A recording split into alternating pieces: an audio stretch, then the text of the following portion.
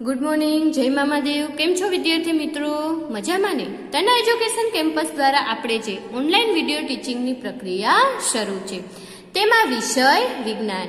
हवे आना आगळना पीरियडमां विद्यार्थी मित्रों आपणे पाठ 7 छे हवामान, आबोहवा अने आबोहवा साथे अनुकूलन साधता प्राणीओ। एना विषे आपणे पाठनी समजूती मेळवीए अने आगळना पीरियडमां आपणे 1 થી 4 प्रश्न श्वामां लखेल छे। तो आज आपणे प्रश्न 5 અને 6 छे ए स्वापोथीमां लखशुं। प्रश्न 5 छे विद्यार्थी मित्रों, नीचेना प्रश्नना 1-2 वाक्यमां उत्तर आपो। पेलो छे दैनिक हवामान समाचारमां कई कई बाबतोनी माहिती आपवामां आवे छे। दैनिक हवामान विभाग एटले रोजना हवामानना विभाग छे, एमां तमने कई कई माहिती छे ए आपवामां आवे छे। तो विद्यार्थी मित्रों लखीए आपणे के दैनिक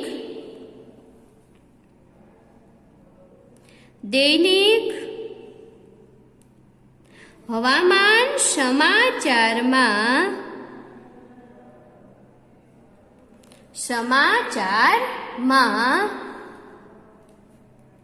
छेल्ला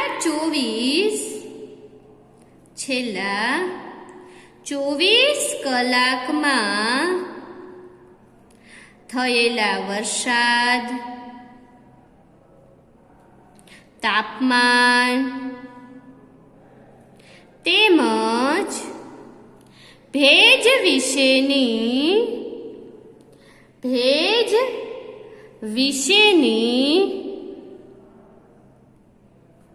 माहिती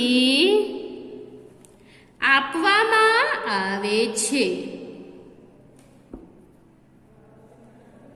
આપણે રોજ સમાચાર જોઈએ એટલે એમાં ક્યાં કેટલો વરસાદ પડ્યો, ક્યાં વાતાવરણ ભેજવાળું છે એની માહિતી આપવામાં આવે છે।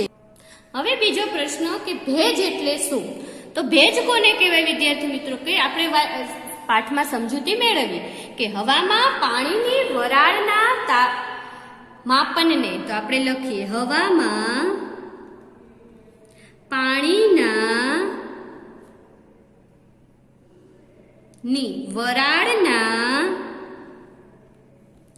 मापनने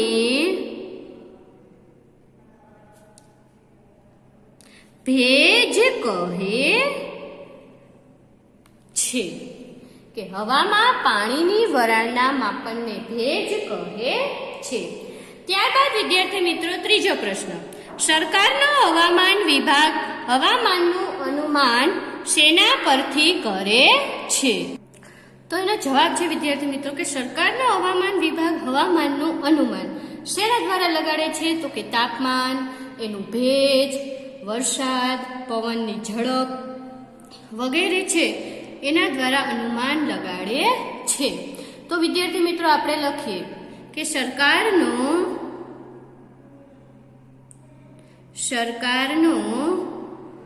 हवामान विभाग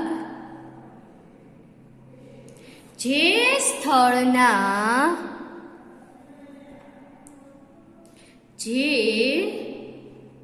स्थळना तापमान,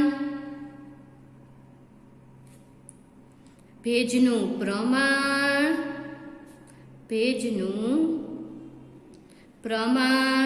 वरसाद, पवननी झड़प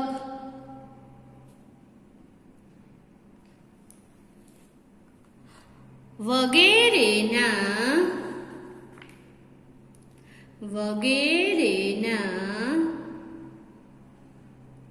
आंकड़ा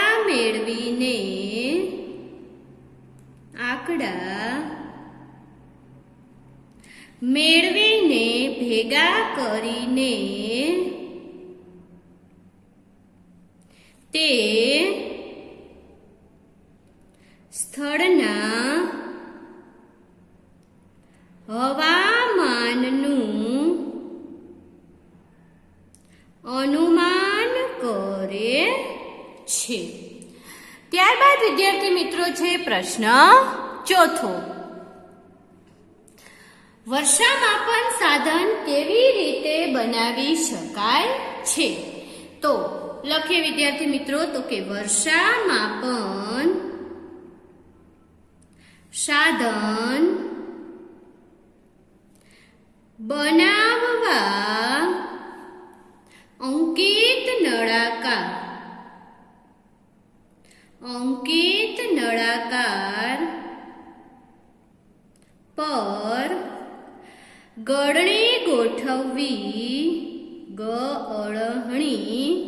ગોઠવેલી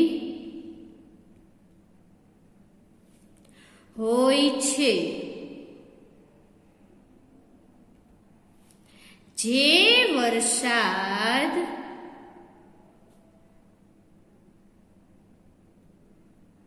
ના પાણીને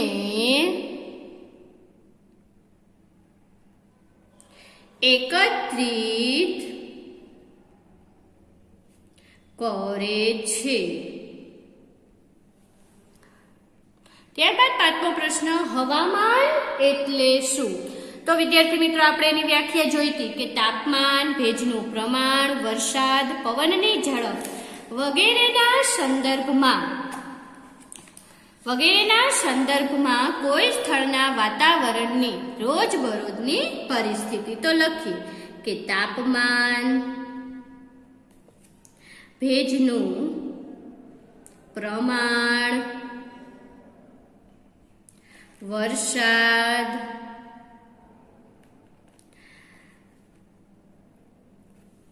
પવનની ઝડપ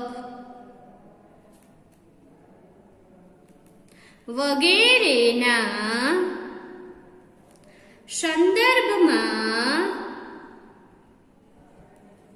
કોઈ સ્થળના વાતાવરણની રોજબરોજની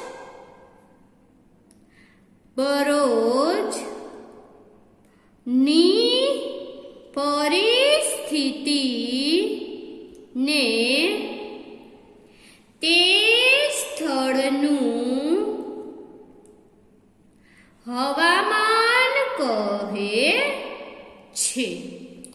ત્યારબાદ વિદ્યાર્થી મિત્રો, છઠ્ઠો પ્રશ્ન છે, હવામાનના મૂળ તત્વ જણાવો. કે હવામાન છે એના મૂળ તત્વ કયા કે જેના દ્વારા હવામાન છે એ આપણે જાણી શકીએ છીએ. તો હમણાં જ આપણે ઉપર લખીએ કે તાપમાન, ભેજનું પ્રમાણ, વરસાદ, પવનની ઝડપ. તો લખીએ તાપમાન, ભેજનું પ્રમાણ, વરસાદ, પવનની ઝડપ અને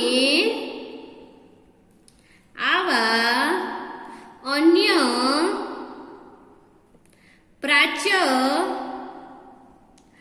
લોને હવામાનના મૂળ તત્વ કહે છે. ત્યારબાદ જોઈએ સાતમો, દિવસના કયા સમયગાળામાં મહત્તમ તેમજ ન્યૂનતમ તાપમાન જોવા મળે છે? તો કે દિવસનું મહત્તમ તાપમાન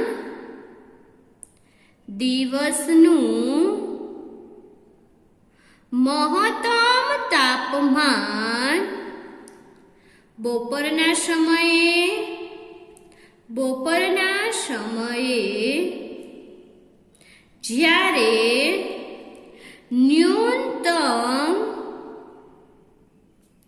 તાપમાન વહેલી સવારે જોવા મળે છે.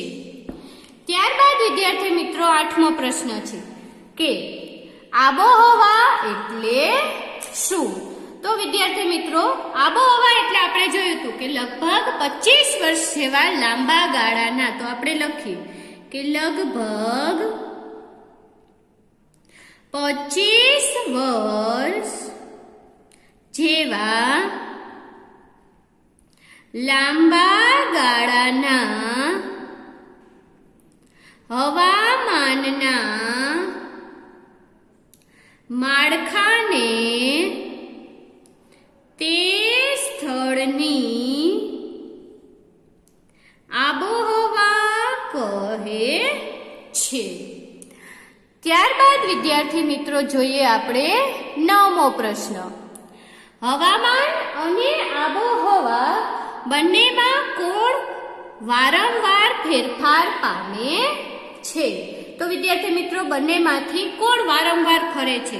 તો કે આબોહવા તો 25 વર્ષના સમયગાળાનું, હવામાન અત્યંત ટૂંકા સમયગાળામાં ફરી શકે છે. આપણે એક્ઝામ્પલ તરીકે જોયું હતું, સવારે ઠંડી હોય છે, બપોરે તડકો હોય છે ને અચાનક 4-5 વાગે ત્યારે વરસાદ આવે. એટલે હવામાન છે એ વારંવાર ફેરફાર પામે છે. તો લખીએ આપણે કે હવામાન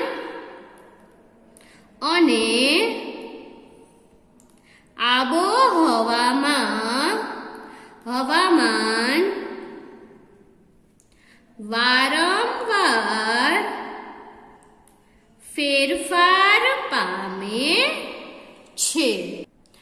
ત્યારબાદ વિદ્યાર્થી મિત્રો 10મો પ્રશ્ન. રણ પ્રદેશની આબોહવા કેવી હોય છે? તો રણ પ્રદેશમાં તમને ખબર છે વરસાદ સાવ ઓછો હોય છે, એટલે ગરમ અને સૂકી. તો લખીએ રણ પ્રદેશની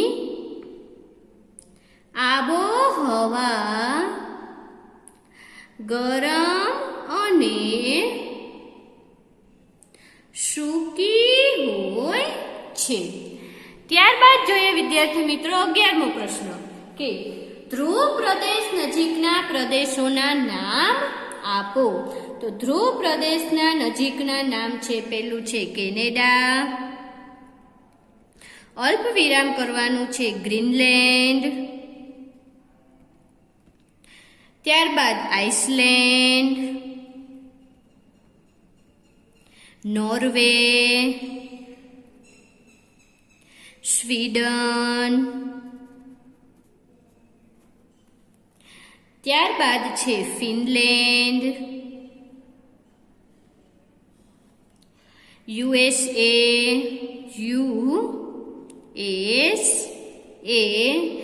નું અલાસ્કા અને રશિયાનું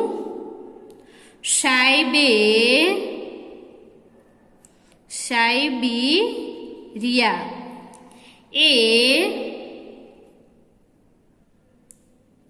ધ્રુવ પ્રદેશની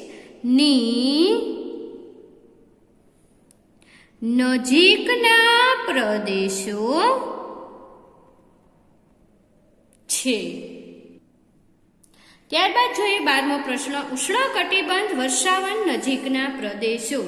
તો ઉષ્ણકટિબંધ એટલે કે જ્યાં ગરમીનું પ્રમાણ વધુ હોય છે. તો લખવાનું છે કે પહેલા આપણું ભારત, ત્યારબાદ મલેશિયા, ત્યારબાદ અલ્પવિરામ Indonesia, Brazil, Republic of Congo, Republic of Congo, ત્યારબાદ કેન્યા, યુગાન્ડા અને નાઇજેરિયા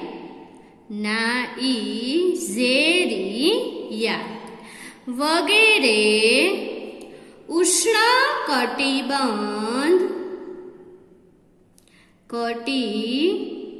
કટિબંધના વર્ષાવન નજીકના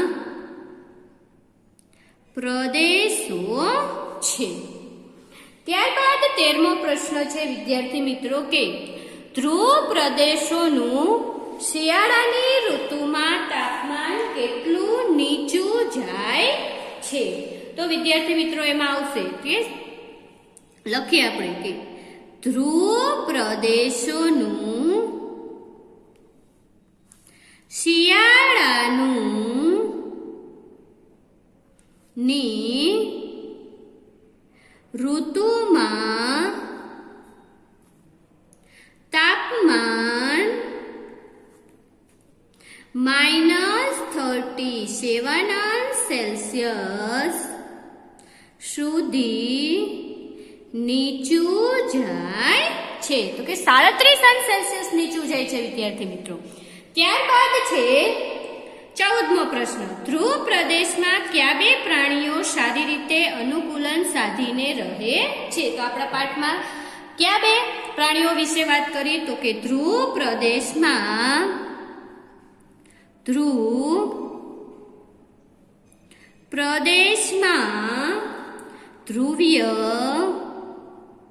ધ્રુવીય રીંછ અને પેંગ્વિન જેવા પ્રાણીઓ સારી રીતે અનુકૂલન સાધીને રહે છે. ત્યારબાદ વિદ્યાર્થી મિત્રો જોઈએ આપણે પ્રશ્ન 15. ધ્રુવ પ્રદેશમાં કયા બે પ્રાણીઓ જોવા મળે છે? તો વિદ્યાર્થી મિત્રો હવે એને એવું કહ્યું કે ધ્રુવ પ્રદેશમાં કયા પ્રાણીઓ છે એ જોવા મળે છે. તો ધ્રુવ પ્રદેશમાં આપણે બે વિશે વાત કરી આગળના પ્રશ્નમાં. હવે આપણે એકથી વધારે પ્રાણીઓ વિશે વાત કરવાની છે. તો લખીએ કે ધ્રુવ પ્રદેશમાં ધ્રુવીય રીંછ, પેંગ્વિન, માછલી, અલ્પવિરામ કસ્તુરી, બળદ, રેન્ડિયર, શિયાળ, સીલ માછલી, વેલ અને પક્ષીઓ વગેરે જોવા મળે છે. ત્યારબાદ વિદ્યાર્થી મિત્રો જોઈએ આપણે 16મો પ્રશ્ન. 16મો પ્રશ્ન. સાઇબેરિયન ક્રેન પક્ષી ક્યાંથી સ્થળાંતર કરી ક્યાં આવે છે? તો આપણે પાઠમાં જોયું હતું કે સાઇબેરિયન ક્રેન છે એ રાજસ્થાનના ભરતપુર અને હરિયાણાના સુલતાનપુરમાં સ્થળાંતર કરીને આવે છે. તો આપણે લખીએ વિદ્યાર્થી મિત્રો કે સાઇબેરિયન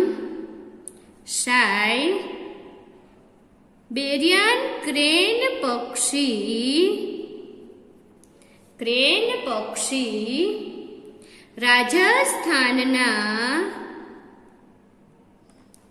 ભરતપુર અને હરિયાણાના સુલતાનપુરમાં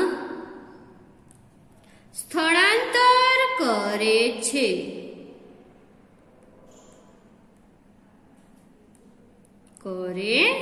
એટલે કે એક જગ્યાએથી બીજી જગ્યાએ જાય છે. ત્યારબાદ છે 17મો. વિષુવવૃત્તીય વર્ષાવનની આબોહવા સામાન્ય રીતે કેવી હોય છે? તો કે વિષુવવૃત્તીય વર્ષાવન એટલે કે ગરમ પ્રદેશો. તો લખીએ વિદ્યાર્થી મિત્રો આપણે વિષુવવૃત્તીય વર્ષાવનોની આબોહવા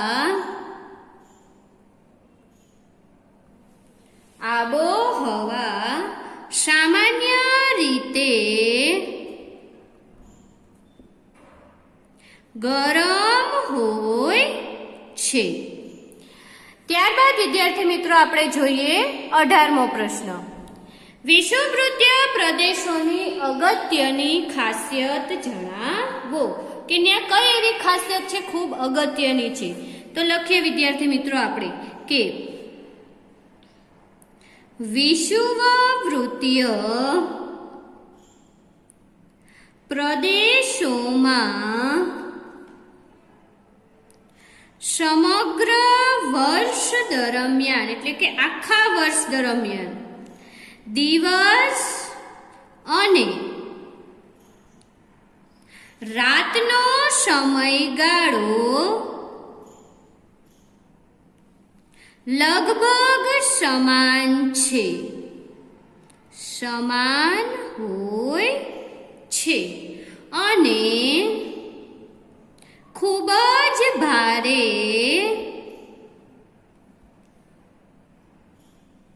વરસાદ અનુભવે છે.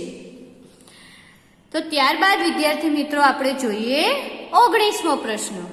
વિષુવવૃત્તીય વર્ષાવનને કઈ જગ્યાએ જોવા મળે છે? એને એવું કીધું વિષુવવૃત્તીય વર્ષાવન છે એ કઈ જગ્યાએ જોવા મળે? તો લખીએ વિદ્યાર્થી મિત્રો આપણે કે વિષુવવૃત્તીય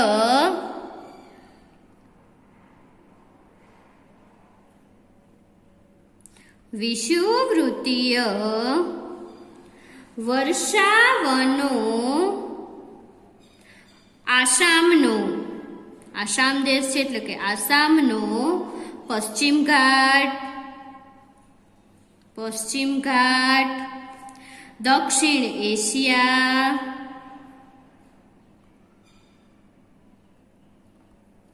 મધ્ય અમેરિકા અને મધ્ય આફ્રિકામાં મળી આવે છે.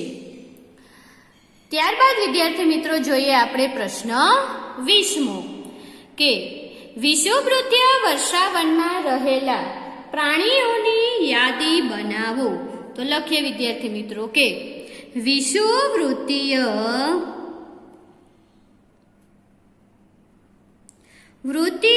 વર્ષાવનમાં વાનરો, બે પગે ચાલનારા વાનરો,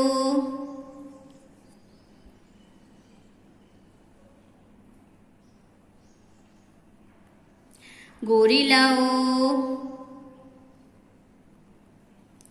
વાઘ, હાથી, દીપડા, ગરોળી છે તેમજ સાપ વગેરે જોવા મળે છે. અને ત્યારબાદ વિદ્યાર્થી મિત્રો 21મો પ્રશ્ન અને આપણો છેલ્લો પ્રશ્ન કે જે તે સ્થળનું હવામાન નક્કી કરવા કયા કયા પરિબળો અગત્યનો ભાગ ભજવે છે? તો વિદ્યાર્થી મિત્રો આપણે લખીએ કે જે તે સ્થળનું તાપમાન નક્કી કરવા માટે તો કે લખીએ આપણે સૂર્ય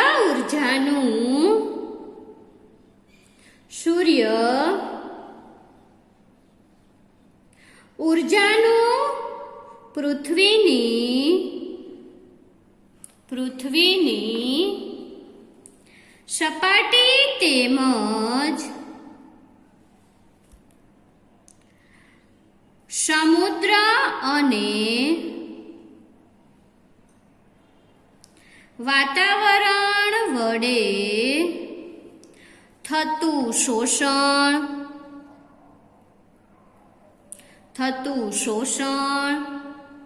પરાવર્તન,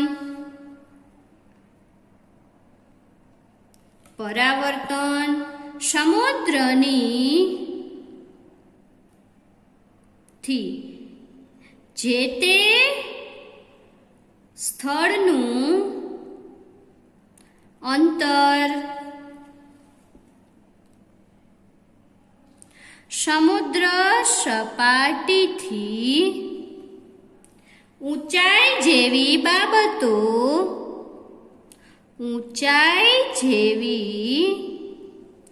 બાબતો જે તે સ્થળનું તાપમાન નક્કી કરવા અગત્યનો ભાગ ભજવે છે. તો વિદ્યાર્થી મિત્રો અહીંયા આપણો પ્રશ્ન 6 છે એ પૂર્ણ થાય છે. હવે પ્રશ્ન 7. તો વિદ્યાર્થી મિત્રો અહીંયા આપણો પ્રશ્ન 5 છે એ પૂર્ણ થાય છે. હવે જોઈએ પ્રશ્ન 6. પ્રશ્ન 6 છે તફાવતના બે મુદ્દા આપો. આબોહવા અને હવામાન. તો આપણે પેલો એમાં મુદ્દો લખી શકીએ બંનેની ડેફિનેશન એટલે કે વ્યાખ્યા. તો આપણે લખીએ પહેલા આબોહવામાં. શું આવશે? તો કે લગભગ 25 વર્ષ જેવા લાંબા ગાળાના હવામાનના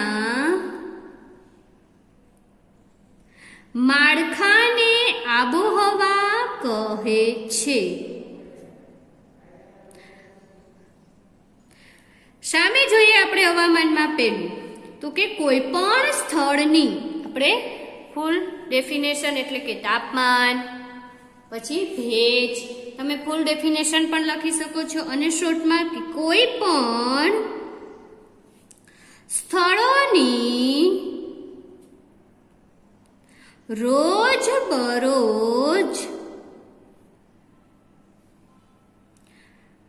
ની વાતાવરણની પરિસ્થિતિને હવામાન કહે છે. ત્યારબાદ આપણે એનો બીજો મુદ્દો લખીએ કે હવામાન. આપણે આબોહવામાં પહેલા તો કે આબોહવા સ્થળ પ્રમાણે નક્કી હોય છે. તેથી તે ટૂંકા ગાળા માટે બદલાઈ શકતી નથી. જ્યારે હવામાન છે વિદ્યાર્થી મિત્રો ટૂંકા ગાળામાં બદલાઈ શકે છે. તો લખીએ હવામાન સમયના ટૂંકા ગાળામાં